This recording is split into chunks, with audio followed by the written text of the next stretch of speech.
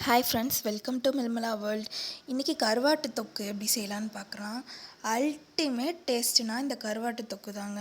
2 துண்டு கருவாடு போதும். ஒரு நாளில் நமக்கு கம்ஃபர்ட் ஃபுட் ஆக்குறதுக்கு வேறு லெவலாக இருக்கும். கண்டிப்பாக எல்லாம் ட்ரை பண்ணி பாருங்கள். இதை வார்த்தையால் சொன்னால் யாருக்கும் தெரியாது. 2 துண்டு கருவாடை போட்டு இந்த கருவாட்டு தொக்கு மட்டும் வச்சு பாருங்களேன், வேறு லெவலாக இருக்கும். வாங்க எப்படி செய்யலான்னு பார்த்தலாம். இப்போ நான் எடுத்துருக்குது ஷீலா கருவாடு தான்.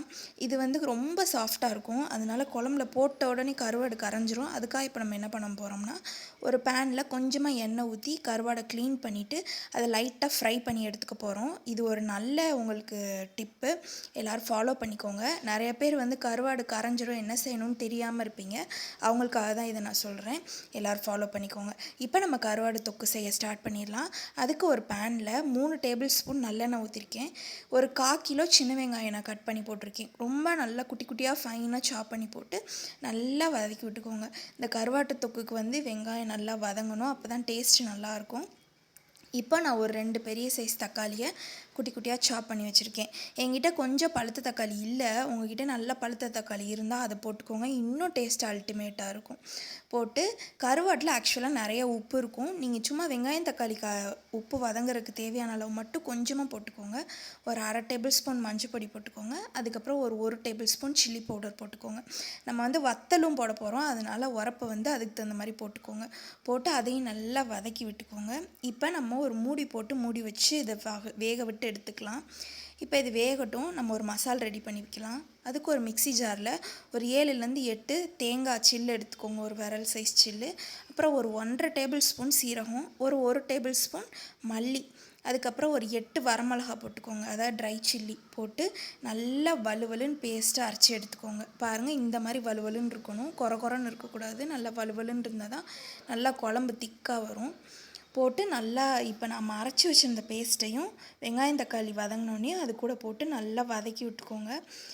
ஆக்சுவலாக இந்த கருவாட்டு தொக்கு நீங்கள் எப்பயுமே எந்த ஒரு மெத்தடில் செஞ்சிங்கனாலுமே நல்லா நிறைய எண்ணெய் ஊற்றி எண்ணெய் பிரிஞ்சு இறக்குனீங்கனாலே டேஸ்ட்டு வேறு லெவலாக இருக்கும். இப்போ பாருங்கள், சைடில் எவ்வளோ நல்லா எண்ணெய் பிரிஞ்சிருக்குன்னு. இப்போ இந்த டைமில் நம்ம மிக்ஸி ஜார் கழுவி வச்சுருந்த தண்ணி இருக்கும் பார்த்திங்களா, அதை ஊற்றிக்கோங்க. நான் ஒரு எப்படி சொல்லலாம், 2 கிளாஸ் தண்ணி ஊற்றிருக்கேன். ஊற்றி நல்லா அதை கிண்டி மறுபடியும் மூடி போட்டு நல்லா வேக வச்சு எடுத்துக்கோங்க. இப்போ பாருங்கள், நல்லா கொதித்து எண்ணெய் பிரிஞ்சு வந்திருக்கு. இந்த ஸ்டேஜில் நம்ம வறுத்து வச்சுருந்தோம்ல எண்ணெயில் போட்டு, அந்த கருவாடை போட்டுக்கோங்க. நான் ஒரு 100 கிராம் கருவாடு எடுத்திருக்கேன், ஷீலா கருவாடு. இதை பெரிய பெரிய பீஸாக நான் கட் பண்ணி வச்சுருக்கேன். இப்போ இந்த கருவாடை போட்டு நல்லா லைட்டாக அப்படியே மெதுவாக பரட்டி விட்டு வதக்கிக்கோங்க. லைட்டாக மூடி போட்டு வேக வச்சு எடுத்துக்கலாம்.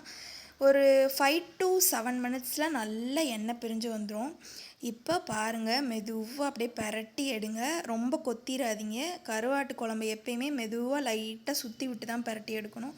பரட்டி எடுத்தால் வீடே வாசனை வர்ற அளவுக்கு கம்மன்னு கருவாட்டு தொக்கு ரெடி ஆயிடுச்சுங்க. இதில் ஒரு கொஞ்சம் போல் ஒயிட் ரைஸை போட்டு பிணைஞ்சி சாப்பிட்டா சும்மா அல்டிமேட்டாக இருக்கும்.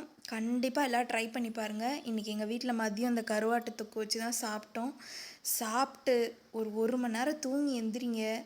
அந்த நாளை எப்படி இருந்துச்சுன்னு யாராச்சும் கேட்டாங்கன்னா அதை நீங்கள் வார்த்தையால் சொல்கிறதுக்கு அளவே இல்லாமல் பயங்கரமாக இருக்கும். இந்த கருவாட்டு தொக்கு குழம்பு, கருவாட்டு தொக்கு செம்ம டேஸ்ட்டு. கண்டிப்பாக எல்லாம் ட்ரை பண்ணி பாருங்கள்.